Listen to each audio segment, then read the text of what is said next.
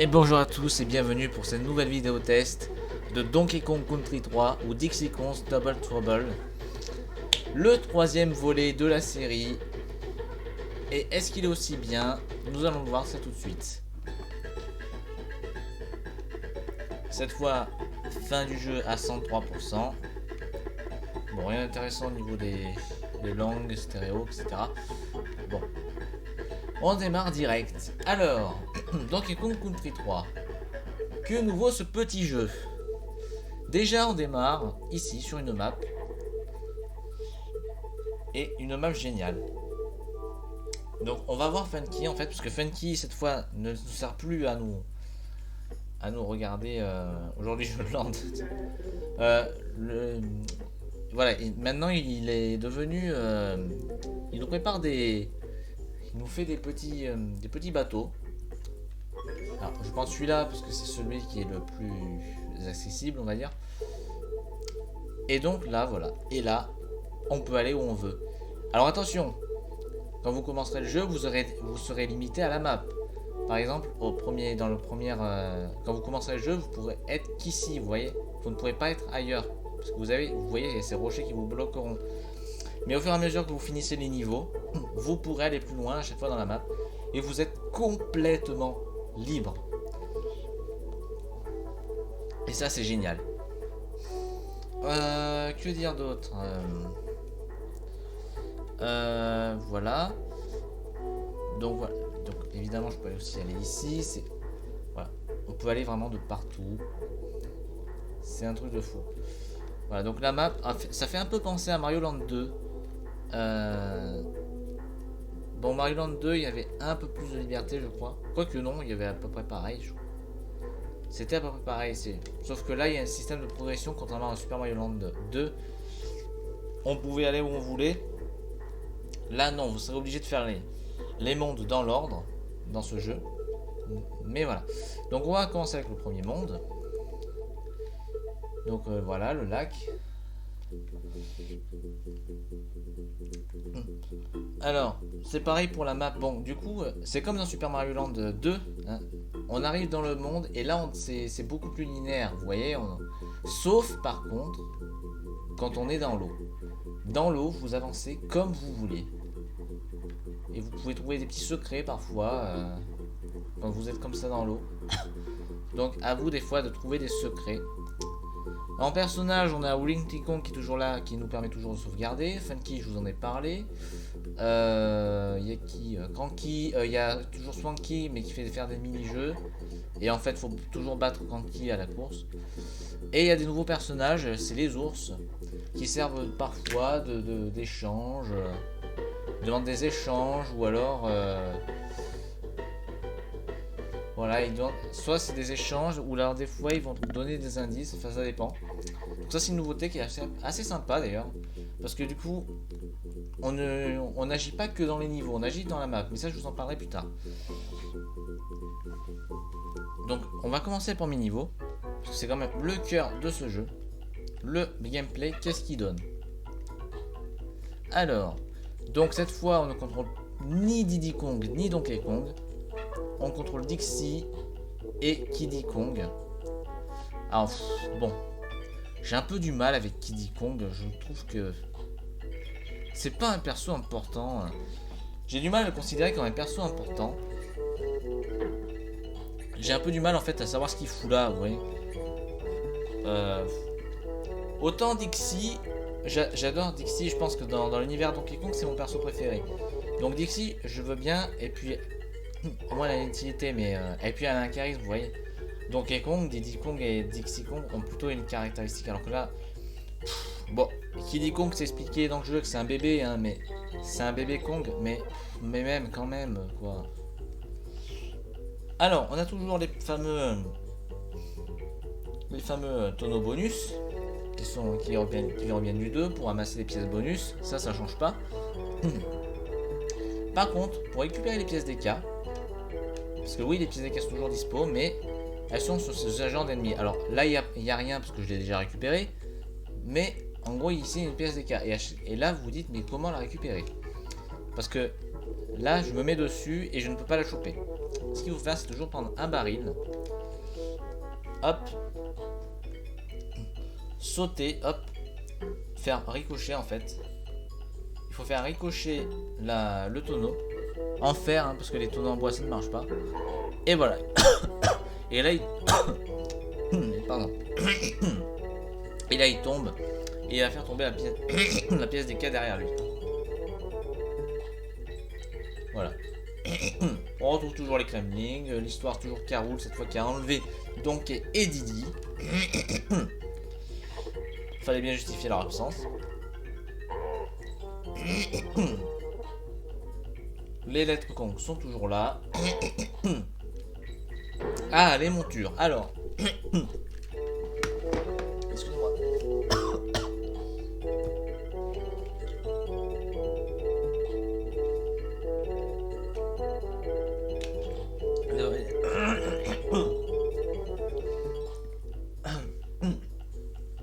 Une seconde.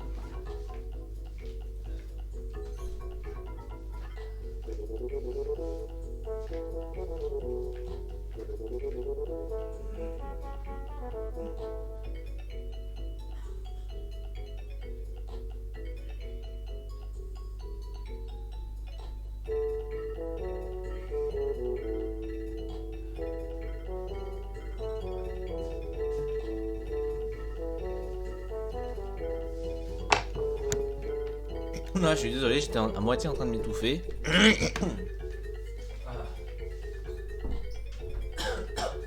Vous savez, c'est ce moment où on a l'impression d'avoir quelque chose coincé dans la gorge. Et du coup, ça nous fait tousser jusqu'à pleurer des yeux carrément. Bref, je parlais des montures. Donc, on a de nouveaux persos. On retrouve Angward, Squeeter, l'araignée. Et il y en a un autre aussi. Attends, qui c'est qu'il y a aussi? Ah oui, Squawks. Il y a un nouveau qui a remplacé Rambi, c'est l'éléphant. C'est vrai qu'il ne sert pas à grand chose. Sa particularité, c'est de pouvoir, donc pas là, mais voilà, d'aspirer des tonneaux. Ou alors, dans certains niveaux, il pourra aspirer de l'eau et cracher de l'eau juste après. Mais pas aussi charismatique que Rambi, même si je trouve. Il est très mignon, hein. Petit éléphant, il est très mignon. Ah, il a peur des rats aussi. Parce qu'au moment, il y a un niveau, on ne pourra pas avancer si on avance dans la lumière avec des rats. Ah oui, les pièces aussi qui sont toujours présentes. Ah oui, donc ces pièces justement, elles nous servent à payer les ours cette fois. Et les cheveux de Swanky. Donc, voilà, je vais vous présenter un petit peu la map parce que il y a des choses à faire même dans cette map. Et c'est là, on est actif même dans la map. Ce qui fait qu'on a la sensation de jouer tout le temps, même quand on est en pause dans la map. En gros, il y a des ours, des fois, qui vont nous demander des trucs. Et on peut leur acheter, leur vendre, leur donner. Il y a des échanges en fait à faire. Voilà, par exemple, des caves secrètes. Je pense qu'il va demander de payer.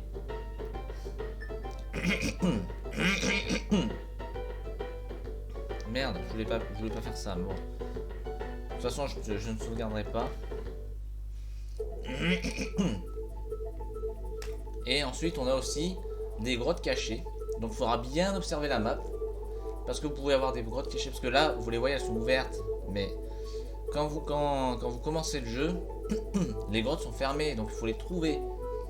Donc, en gros, il faudra les trouver, les chercher, tout ça. Et donc, à chaque fois qu'on trouve une grotte,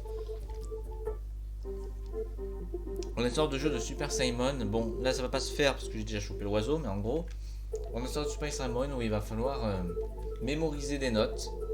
Et une fois que c'est fait, ben, on récupère un oiseau. Les oiseaux bananes servent à compléter le 103% du jeu. Ils ne sont pas obligatoires pour finir le jeu. Qu'est-ce que je voulais pouvoir vous montrer? Un truc sympa là. Ah, attendez. Je sais pas si c'est là. Je vais voir si c'est ici. Alors, ah non, c'est pas là. C'est pas ici.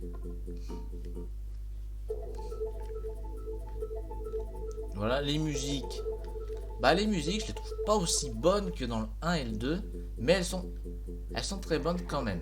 Elles sont très bonnes. Mais claps haché, non. Poursuite en tonneau, je crois que c'est ça. Ah non, c'est pas ça. C'est pas celle-là. Où est-ce qu'il est?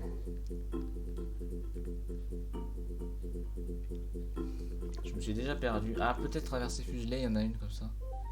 Ah putain, mais c'est toujours le même environnement que je tombe. J'aurais voulu faire exprès, j'y serais pas arrivé.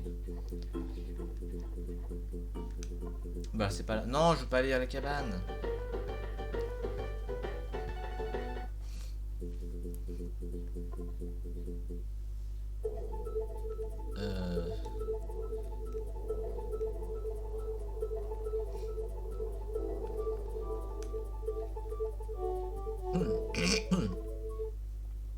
Je crois que là il y a un truc. Alors non, c'est pas ici. On va prendre le télésiège. Ouais, nous servent aussi à ça. Prendre des télésièges et monter dans leur truc. Tiens, par exemple sur celui du haut là, faut récupérer une clé. Une clé qui va nous permettre, parce que sinon le télésiège il marche pas. Donc en fait il va falloir récupérer une clé pour faire fonctionner le machin. Et après et après voilà, ça fonctionne. Ah voilà. En voilà un. J'aime bien cet environnement avec une super musique. En gros là le but, ouais, c'est d'arriver le plus vite possible. Voilà. Ce jeu regorge quand même pas mal de bonnes idées, encore une fois. Hein. Des idées qu'on n'a jamais vues ni dans le 1 ni dans le 2. Donc encore une fois, regorge de très bonnes idées. Alors pourquoi j'aime moins? Parce que je l'aime moins quand même. Ce Donkey Kong Country 3 que les deux autres. Il y a une ambiance... je ne retrouve pas l'ambiance que j'ai eue dans les deux autres. C'était très fort dans le 1, c'était encore plus fort dans le 2. Mais j'ai pas retrouvé cette ambiance dans le 3 en fait. À part au début avec la première musique, on est vraiment dedans. Après, ouais, je sais pas. Après, je saurais pas trop dire pourquoi j'aime pas, mais j'aime moins. Mais il y a un souci. Attention, j'aime beaucoup le jeu. Hein. C'est un excellent jeu. C'est un excellent Donkey Kong Country. Il est excellent, il marche aussi bien. En niveau gameplay par exemple, bah, ça fonctionne aussi bien. Mais il y a quelque chose qui fait que il y a un truc en moins. Il y a un truc en moins. Le fun est toujours présent, bien sûr. Je sais pas, il y a un truc en moins. Déjà, je pense que c'est un peu un rapport à la présence avec Kiddy. C'est pour ça que je prends toujours Dixie, parce que je trouve que ça sert à rien de prendre Kiddy. Enfin, Kiddy, je comprends pas ce personnage en fait. Je vois pas l'intérêt. Je préfère largement Dixie Kong à prendre quoi. C'est vachement plus intéressant d'avoir Dixie en fait. Et pas seulement parce qu'elle plane. Hein. Là vous dites, là vous devrez vous dire ah mais c'est parce qu'elle plane, tu la prends, elle est plus simple là. Non non même pas. Je la préfère en tant que personnage en vrai.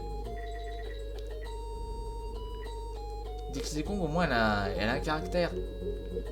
Alors que Kiddy Kong, voilà quoi.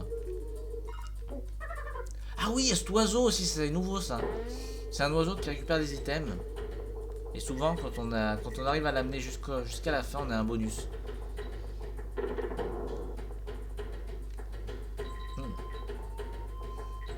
Bah, par exemple, voilà, une vie que j'aurais pas pu... Enfin là si, là j'aurais pu la récupérer. Par exemple, ils peuvent nous aider à récupérer des pièces d'EK parce que des fois les machins ils se transforment en tonneaux. Voilà, bah tiens, voilà. Vous voyez celui-là, il m'a amené un tonneau de bonus. Alors les niveaux bonus, il y a les mêmes trucs avec juste un nouveau truc, c'est les 15 bananes que vous voyez là.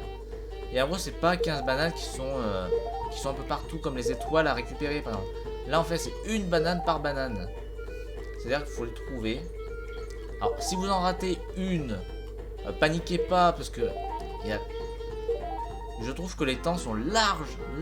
Ils sont très larges. Donc, il n'y a pas de souci là-dessus. Voilà, et on finit avec un drapeau. C'est dommage, ils n'ont pas regardé le même système que dans le 2. On pouvait choisir ce qu'on voulait gagner. Non, là, c'est juste, t'as eu le drapeau, t'as gagné. Voilà. Au revoir. Ah, c'est dommage. Je vais vous montrer un boss. Le boss de la neige, parce qu'il est pas mal quand même.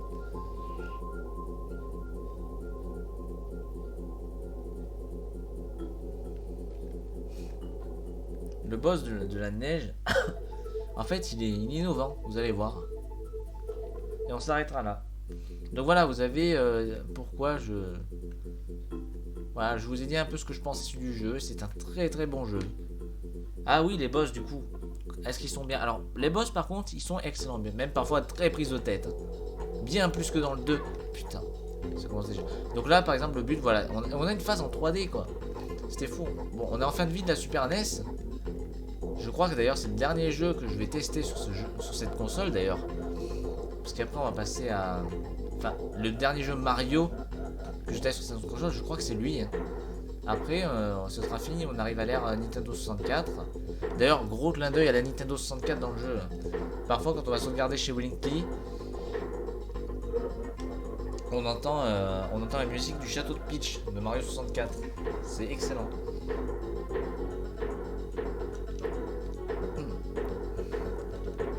Hop. Oui, donc là, une petite phase du coup, en une sorte de 3D là. Et donc, faut lui balancer des boules de neige.